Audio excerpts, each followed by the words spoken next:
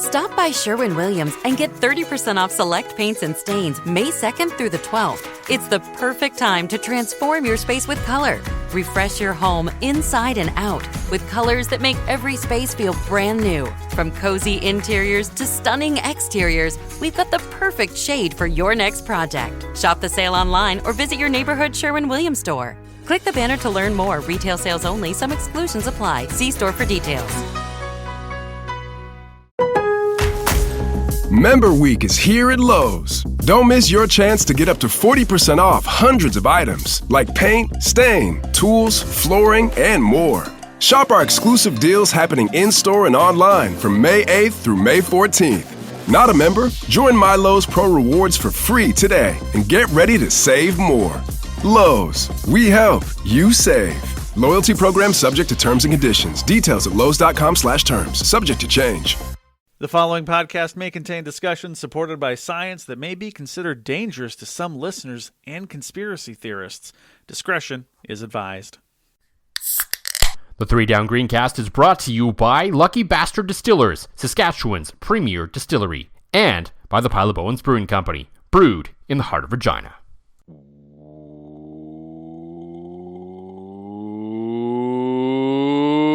Welcome to the Three Down Greencast. You are listening to the internet's only The Last Skype Users Ever podcast. I am Joel Gasson with John Fraser, as usual, as we do have a few things to get to. Yes. The Riders had the draft, and the whole league, not just the Riders, obviously, had the CFL draft last week. We will discuss that specifically because, and John and I are very open about this, we are not draft experts. Nor do we pretend to play one on TV. No. Or on the internets, like some people. That's Not anyone at 3 Down Nation, by the way, in case you were trying to read between the lines there. That was not a shot at anyone within the organization. No. Let's put it this way. We'll be very blunt. In terms of the 3 Down, knowing anything about the draft power rankings, literally everybody's in front of us at the org. Like, Yep. If we were taking a shot at anybody at 3 Down, it would be ourselves because we are the least draftiest guys. Yeah. So we will mostly talk about the pick of Kurtis Rourke, because I think that's the one that would obviously catch most people's attention. As for the rest of the picks, go listen to the 3 Down Nation podcast draft a recap episode with John Hodge and JC Abbott. They have a very good breakdown of basically every team's significant picks and talk about how they all did. Long story short, they both felt the Riders draft was pretty good. Maybe not out of the park, but pretty good. So we'll talk about that. Zach Collaros is in the news, so we're going to talk about that. As you know, we are two of the few people around the CFL who like to publicly talk differently about Zach Collaros than most people for some reason. So we will get into that as well. Yes.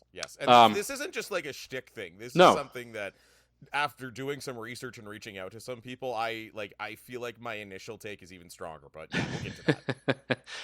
So, yes. We may sound a little different today. We are recording, if you will. Maybe, because you may have heard the news that this past week, I believe it was on Monday, Skype officially shut down. Bill Gates and Microsoft decided that enough was enough. Apparently, I guess everyone was using Teams now on their platforms, except for two people. That would be myself and one Jonathan Q. Fraser. That's right. You may not know, we'll peel back the curtain a little bit. When we started this podcast many moons ago, I didn't know much about how we were going to go about recording this. And I was like, well, I have Skype on my computer. Why not use that? And then I found some third-party program that recorded the audio for us, because I believe at the time Skype just didn't do that naturally. It also didn't, no. No, because that was not really a thing a lot of people did. At least as widely, unless you had like professional equipment and all that sort of stuff. Skype was already free, so we had that, so it wasn't a big deal. I believe we paid a few bucks for this recording software. It wasn't a big deal. Got lots of use out of it, because until this week, we had literally still been using that exact same setup. That we paid like $10 for? Yeah, I think we've changed our mics a couple of times over the years, but that's kind of about it. So when the release came out, that Microsoft was shutting down Skype, you may have missed at the very bottom that they mentioned that as of today, still only 2 people were using it for about 3/4 of the year. That would be John and I. See, I feel like maybe we were the death of Skype because this was kind of being discussed like near the end of CFL season, but obviously we're still using it regularly into November, and then we kind of go into our personal off season, basically December till now. Yeah. I feel like we were probably the last two blips to go out there. Like, well, now even those guys aren't using it. We can get rid of it without hurting any feelings. So I will miss though. Like, it was almost jarring now that we flipped to clean feed. Was connecting and like you're just there. There's no Skype song. No, well, on my end because I had to let you into the studio. Yes, as they call it, there was like a single like beep. But yes, R.I.P. the Skype, bing, bing, bing, boom, boom, boom, boom, bing, boom, bing, which is basically how we always greeted each other as soon as you would answer because I generally called you. Right, exactly, because you had to get the recorder set up. I don't know how the fuck to greet you now. Yeah, like it's very strange. Like, boom, you're there. Like this is very like Zoom without video. Yes. Because we are also probably going to be the last podcasters on Earth who remain audio only at some point. Maybe us and the Shutdown Fullcast. I don't know if they will ever fully go video. Well, I know the sickos won't ever go video either. No? Okay. No, so I mean that's good company to keep the three of us, so that's good. 100%. We can be like everyone says that we are at the same level as the Shutdown Fullcast and the Sickos Committee. Everyone says it. By everyone, maybe Grammy, Mom. Does Grammy know who they are? You know what? Grammy's just going to say we're at the same level no matter what. That's fair, what a Grammy does, right? So, goodbye Skype, hello clean feed, and very clear sounding. So yeah, at least now we'll see when I download the file and listen to it on my free editing software after. Oh boy. because both of us have real jobs and this is not it. So we put very little into this. If you haven't noticed over the years. yeah, that's even though it's funny, even though I could like when we started this, we were both like basically broke ass radio / X radio guys. So now it's like both of us are doing better and we could put money into it, but it's just like wired into our DNA to not. Like why? Like, I don't know. I'm not, if for some reason, our financial landscape changed significantly and I needed this to make money, I suppose, but. But even like if it comes out, I will say if it comes out sounding like potato quality, like when you downloaded linkinpark.num.exe.mp3.avi off your LimeWire, if it comes out sounding like some of those like somebody clearly holding a cassette tape to a radio and then burning it onto a CD out of LimeWire, if it sounds like that, I could probably spring a couple bucks. You know what? My good friend / accountant is coming over tomorrow for the Winnipeg Jets game, and I'll be like, hey. So this is a loss leader for me. Can I just like write this off? So we might be able to make this happen. We probably could if we really wanted to. But I imagine everything I read online suggested that this was good and it's not American. So that was a bonus. There is the biggest. See, now I feel more obliged to spend money because it's not American. Mm-hmm. If it was American, it would be like, nah, give me the free shit. I'm not giving you my dollars. Mm-hmm. You helped raise some dollars recently. Absolutely. You may have noticed last time we recorded, I don't remember when that was. It was a few weeks ago at least. Maybe even months ago, I don't know. Sometime between Ada Nation and now, we did record an episode, and we teased that you were going to do a comedy set for the Kinsman Club up there. Yes. Sources leaked that set to me. Yes. It was you. And it was recorded by friend of the show, curling teammate Luke Soretsky. Yes. Job well done. It was. Thank you. It was quite funny. It was good for someone who had never done that before because I think a lot of people think, not to toot your horn too much, but I mean, I consider you a pretty funny guy, but still doing like stand-up comedy is very different than being like off the cuff funny like I think you are. Yes. So it was well done. I'll give you that. It was honestly gas, and I do appreciate it because you're right. I do find my humor is kind of off the cuff. Out of all like the broadcasting gigs, out of all the events I've done, out of all the times I've done PA, in stands, whatever, this was by far the hardest thing I've ever had to do. Mm-hmm. Like it was just there's nothing more nerve-wracking than going into a room and being like, okay, am I funny? And we had our coaches just top notch. We had great coaching. We had rehearsals, but I'll be the first to admit the rehearsals in front of like the other competitors and some friends of mine from the Kinsman Club were the most intimidating thing I've ever done. Like, you're in a room of 12 people. And I think a lot of people think that. It's like, well, you're a broadcaster. You're used to talking to people. I'm like, yeah, I'm used to talking to an empty room and a microphone. Yeah, 100%. Right? Even when you're broadcasting a game, yeah, there's thousands of people in the arena, but no one's looking at you. No. And it's this weird thing where a large crowd becomes its own entity. Mm-hmm. And you can command a large crowd when you're in front of them to basically do what you want, if that makes any sense, right? Like, if you're doing in-stands at a Rider game, a Blades game, like I've done it for the Blades, I've done it for various junior hockey teams throughout my days. You basically say, make some noise, and they make noise, right? You say, goal scored by whoever, and the crowd goes wild. You don't have to come up with material that you think is going to be funny. And the jarring thing to me was the shit that I thought that didn't really get laughs during the rehearsals got major laughs that night, and the shit that got laughs didn't. And it was very weird. Like, yeah. And I was talking with you about this before we started recording.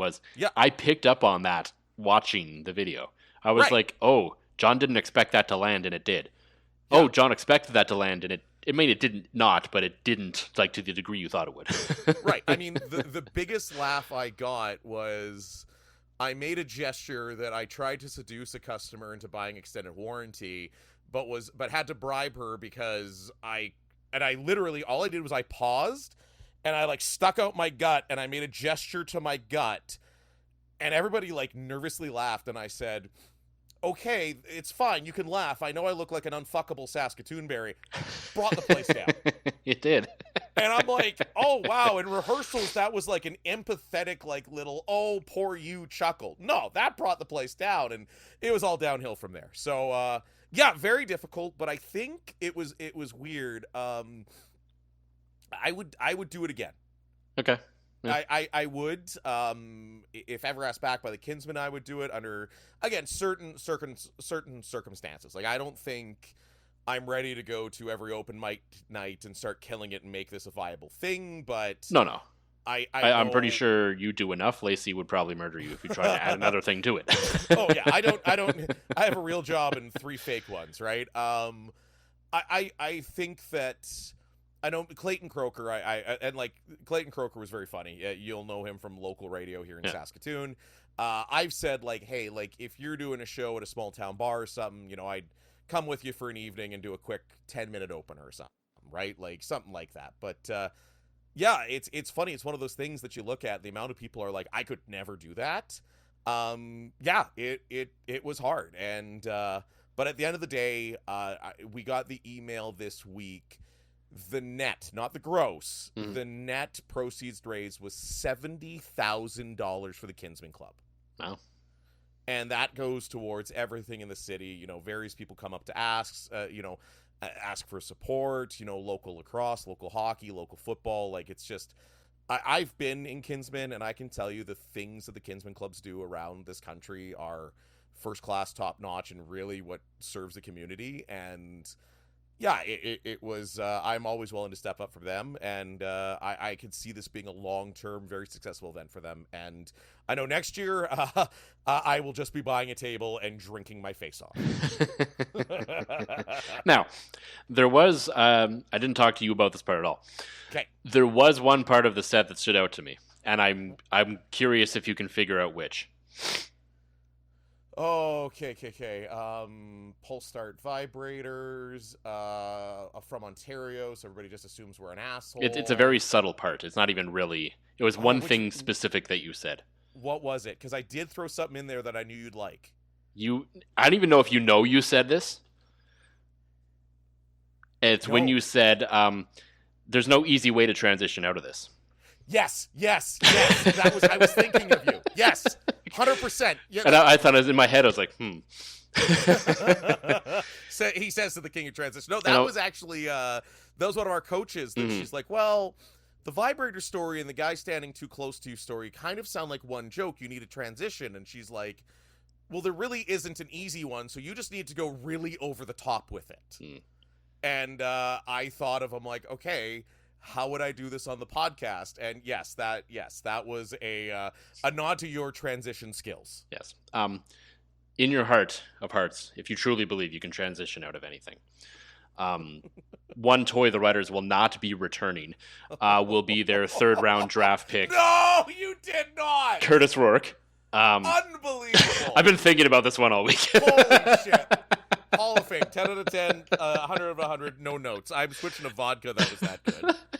Bye-bye beer. Well done. The writers obviously took Kurtis Rourke third in the third round. So we'll be talking about that, Zach Collaros, and a whole bunch more. But as always, John, for the Pile of Bones Brewing Company, what is in the glass this week? The Summer Double Fist is back. And actually, I'll be quick because I'll make this a triple fist this week.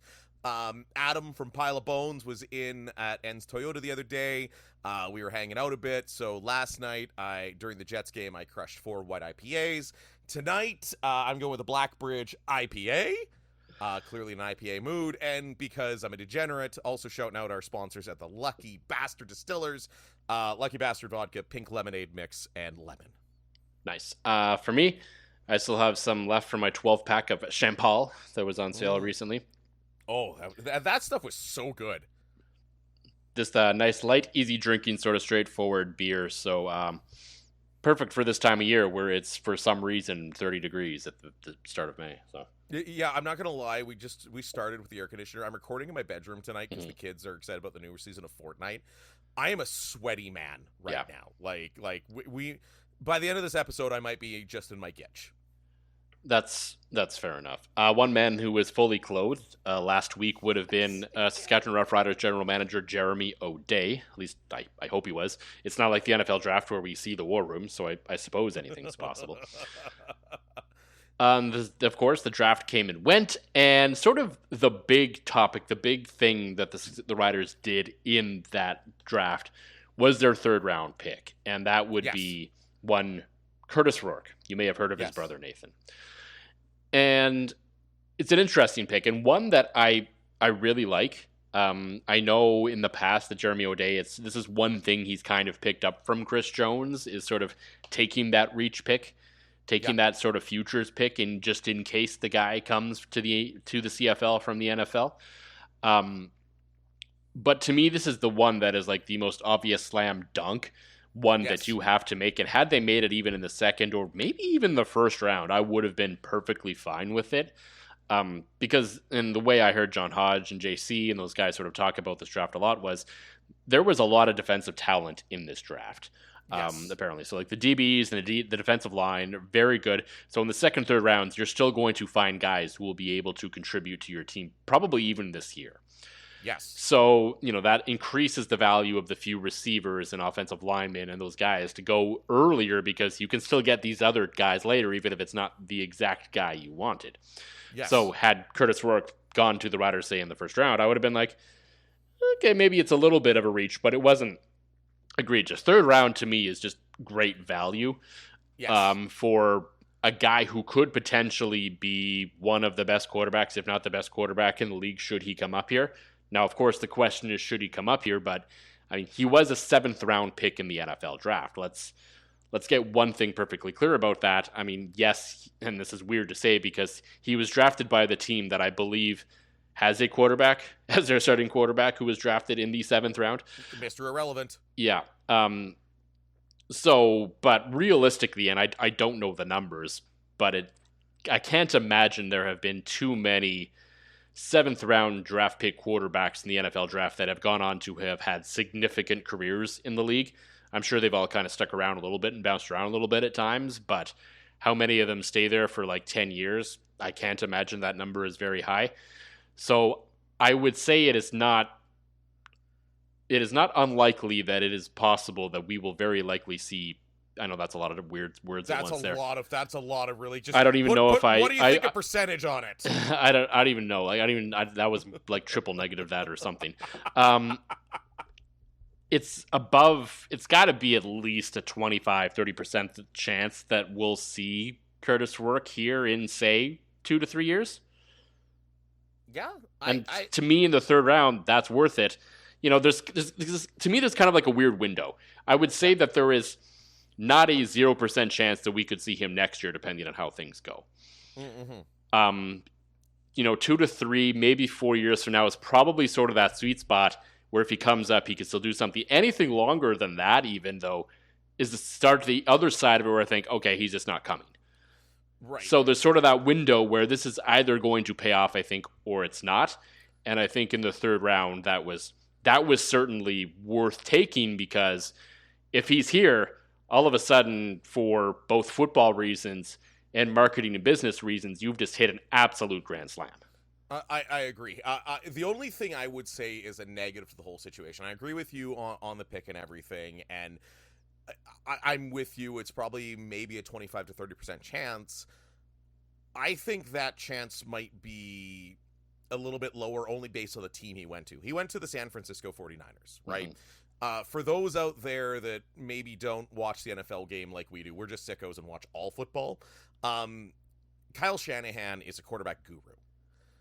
And he is the kind of head coach that will take the time to work with a guy where he sees something he likes, right? I mean, he did take Brock Purdy and turn him into a great quarterback. Anybody in that system looks like a great quarterback. So my only fear would be that, to me, it'd be 50-50 whether we see him if he went to any of the other 31 NFL teams. It's just Shanahan is so good at developing quarterbacks and working his system around his quarterback that, he might be there 2-3 years, and then you worry, okay, he's been collecting NFL salary for 2-3 years. Does he want to come play anymore? Question mark that you kind of see. So I think the third round is perfect, right? The third round in the CFL draft is, let's face it, third and fourth round, you're expecting one out of two of those guys to work out.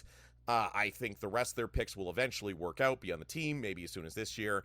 And, I like the position they're in, right? And especially too with, I'm going to get this wrong, Elgersma off the board. Yep. Elgersma. Yeah. Yep. With Winnipeg taking him, which was also a great pick in round 2. Yep. Oh, 1,000,000%, because he is far more likely to end up in Canada as soon as next year. Right? Like, there's rumors. It sounds like he could be signing in Green Bay. But, I mean, a UDFA, I don't know if the difference between a UDFA and a 7th round pick is that great in terms of, the politics of it all. But there is certainly a difference in terms of next season, for sure. Oh, certainly. Like, I think it's not out of the realm of possibility that Tyler Elgersma could be available after Labor Day, even, right? Like, absolutely. To at least, he probably won't see any snaps this year, but at least Winnipeg could bring him in and get him, sort of used to the culture and the environment and the system and the whole thing, right? So, well, that's it. Well, and especially with Chris Treveler being back, you could almost run him as your third string quarterback, because it's not like you're running them out there in short yardage. You're giving them a roster spot. You're letting them play, right? So, him, I could see you see by Labor Day. I think Rourke, based on his pedigree, based on the kind of quarterback that Shanahan likes, it's probably 2 years down the road, and then you're just hoping that Trevor Harris holds on for 2 years, because to me, I think you're seeing the swan song of Zach Collaros happening in real time.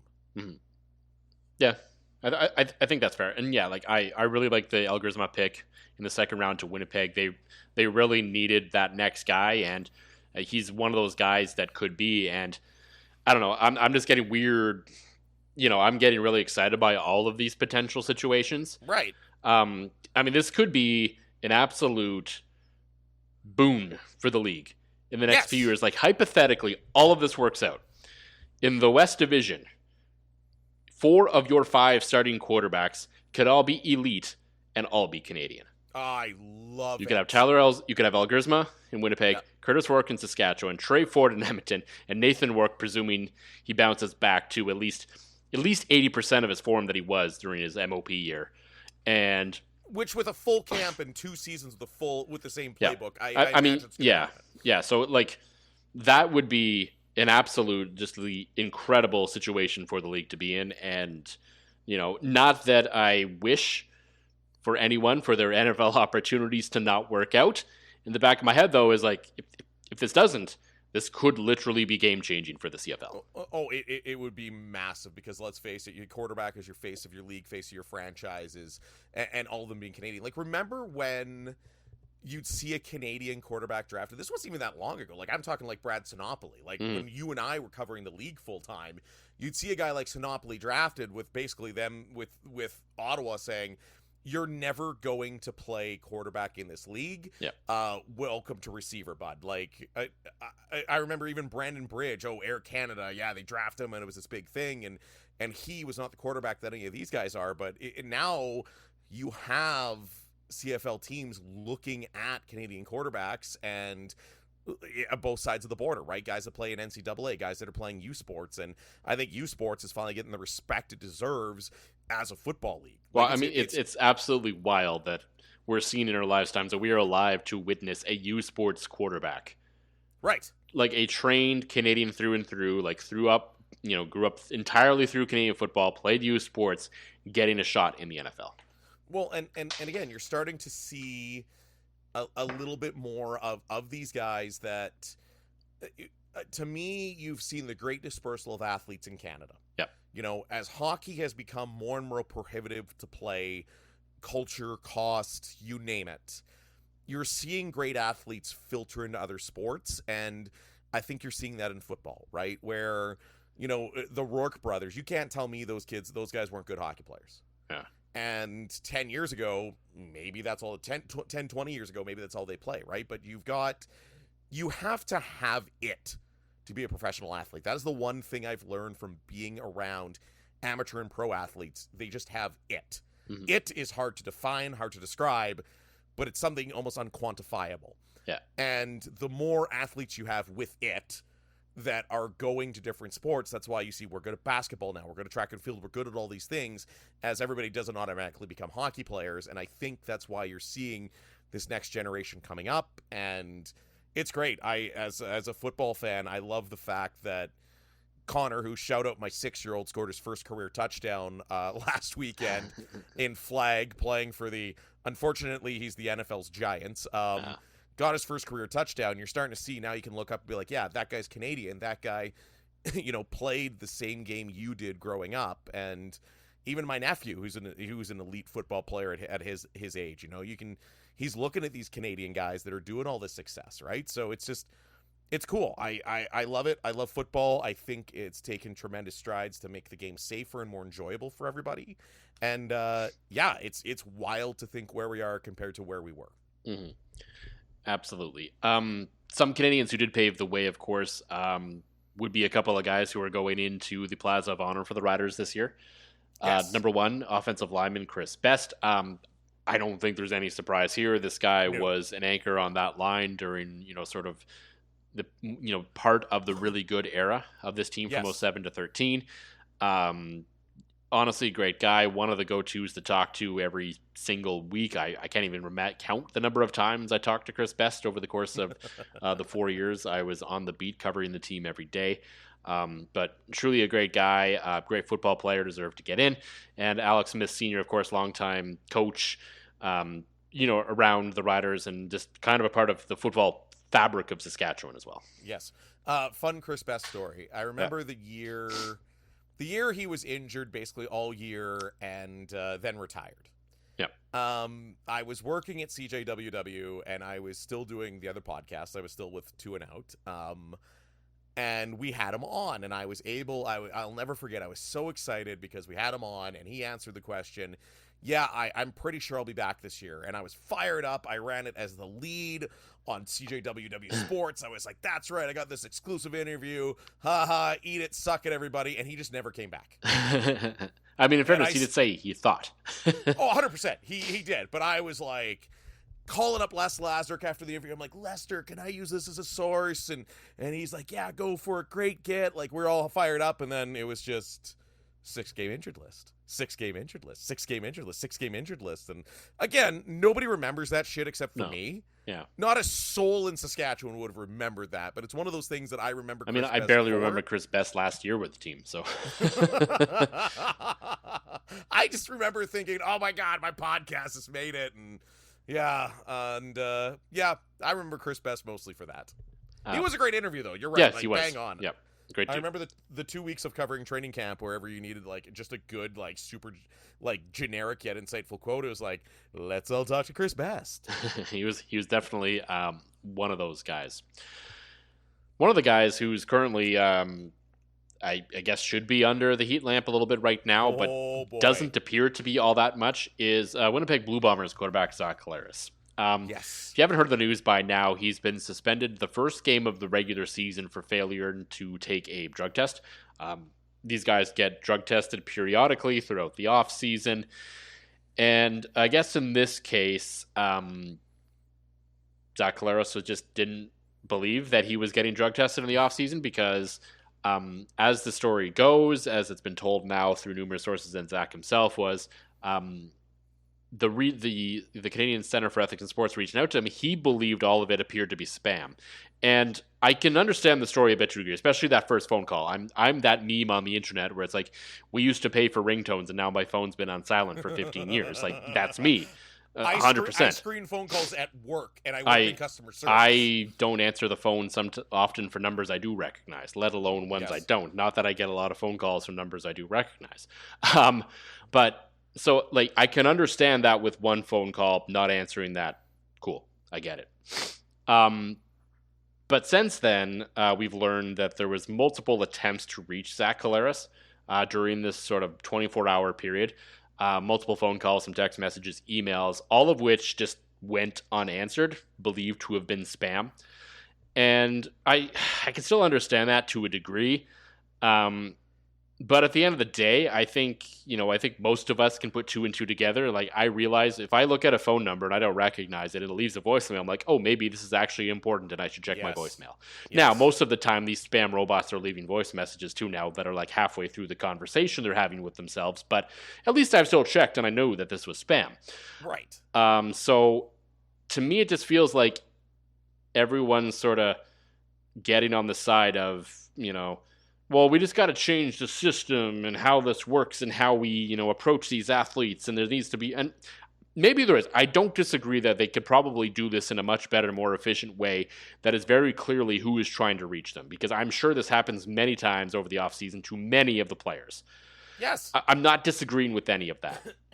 But at the end of the day, there's still another scenario where it seems like because it's Zach Collaros, everyone's just not making a big deal about it. And nobody is. For the record, I believe the 1-game suspension is fair. Players literally murder each other on the field and only get 1 game for it. So I have no problem with the length of suspension. I have no problem with changing the way this works.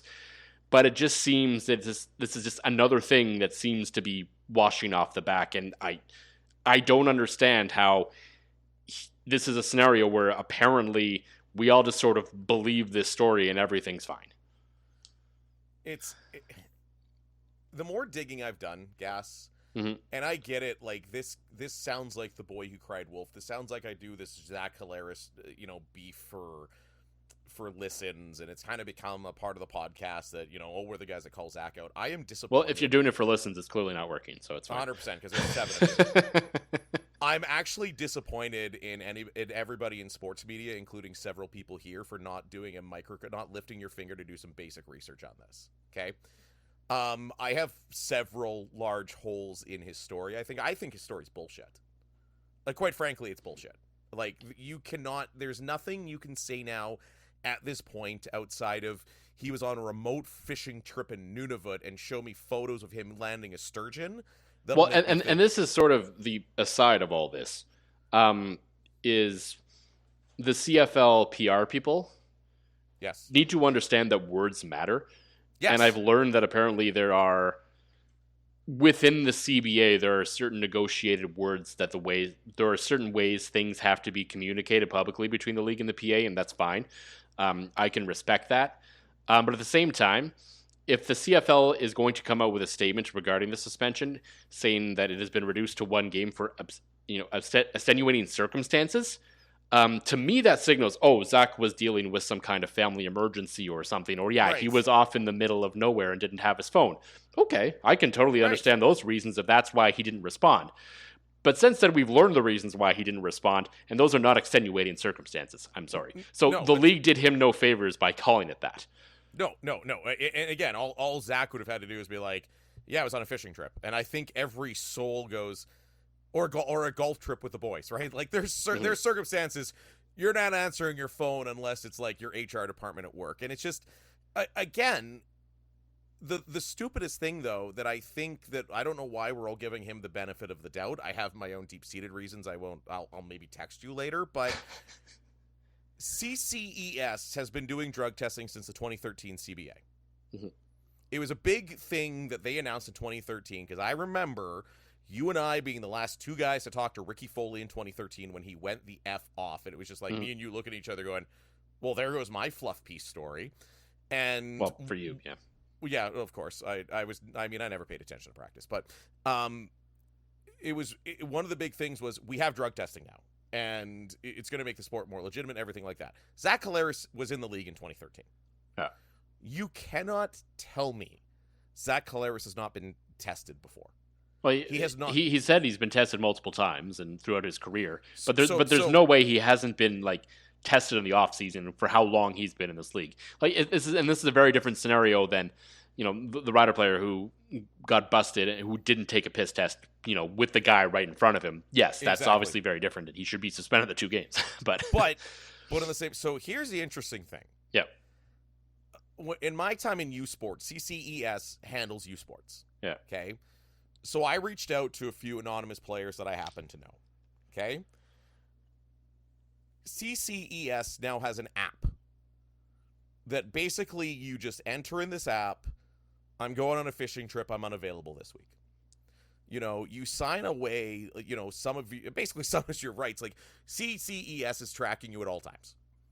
And they want to know where you are at all times so they can come and do these random drug tests. I don't know how often a CFL player is drug tested. Maybe it's once every year. Maybe it's once every 3 years. I don't know. But they know everything about you. They know where you live. They know where you work.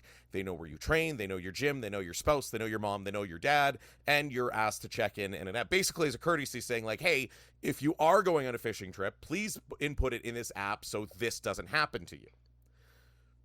Everybody I spoke to basically says to avoid, to miss CCES, you'd have to be actively avoiding them. The other interesting thing, there's a strike system. Yeah. So this is not the first time this would have happened, to the point that they would have had to go, because normally a missed test without telling them why is considered a fail. Then you go through the appeals process, and we know how long that can take. I mean, we just saw that. Us curling nerds just saw that with Breanne Harris, right? Yep. But to me, there is no feasible or plausible way, unless you lived in the middle of nowhere and had no cell service and had decided to live off the grid like your Aaron Rodgers, or you were on a month-long... Maybe he was in a cave. Right. If you're in a cave, but even I can guarantee you, Aaron Rodgers said, I'm going into a cave for 2 weeks, because that's what you're required to do when CCES tests you. And I can confirm this. I spoke to multiple people. I did some research. If a 2-bit podcaster with a real fucking job can take the time to do 2 text messages, 3 or 4, you can't tell me some of these sports media can't do the same thing. But yet we just whitewash and glaze Zach Collaros like I don't, the guy's a great interview. The guy seems like genuinely a nice human being, and I'm sure I'd be terrified to say half these things to his face. I'm sure I'd have one interaction with that southern drawl, that charm, that smile. Dude's a handsome dude. I'd probably melt like just about anybody. But to come out and defend this, things need to change. Bullshit. If things needed to change, we would have had a rash of these. Yeah. We'd have a story like this every offseason. Well, I'm convinced, and there's no proof, there's no evidence, there's no reporting on it otherwise, because I'm convinced that there has been nobody players who have basically just been cut over this rather than having to serve a suspension. 100%. But there's no way, and I mean, you hear players say it all the time. I have a great game, and they're waiting there to P-test me. Yeah.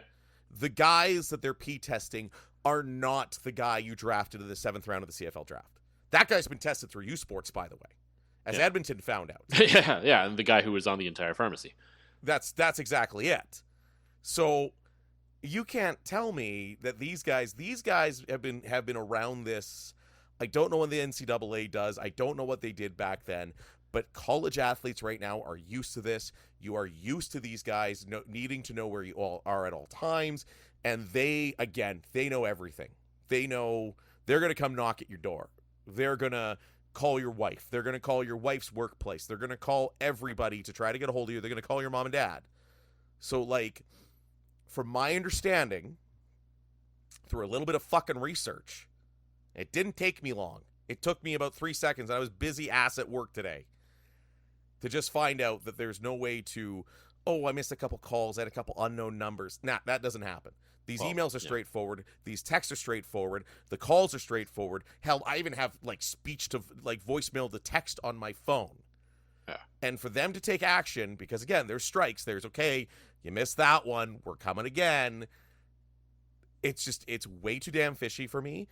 And although I don't like to shit on sports media because there's about 4 people that do it nationally anymore, you got to do a better job. Yeah, and to me, and I know Zach did take responsibility for this. He didn't come up really with like saying, he didn't pull out like the whole Andrew Harris thing, right? So, no, we didn't hear trace amounts, but I would have rather have heard, yeah, I was on a golf trip with the guys. Yeah, like no, but hey. yeah, but to me, the point, the other sort of point to this is, I think you got to be able to use your head a little bit. And if you're suddenly like, no spammer is so wired and so into you that they're just going to they're going to call you like twice and send you 4 text messages and 2 emails. No. Not within a 24-hour period. So maybe I would be like, okay, this phone number called. I mean, that's weird. Okay, that's maybe spam. Suddenly I got a couple of texts claiming to be the Center for Canadian Ethics in Sports. I'm probably talking to someone with my employer, in this case, Winnipeg Blue Bombers, being like, hey, is this real? And, right. He probably would talk to Darren Cameron, their head of communications, and he probably would have said, yeah, probably, you should look into that.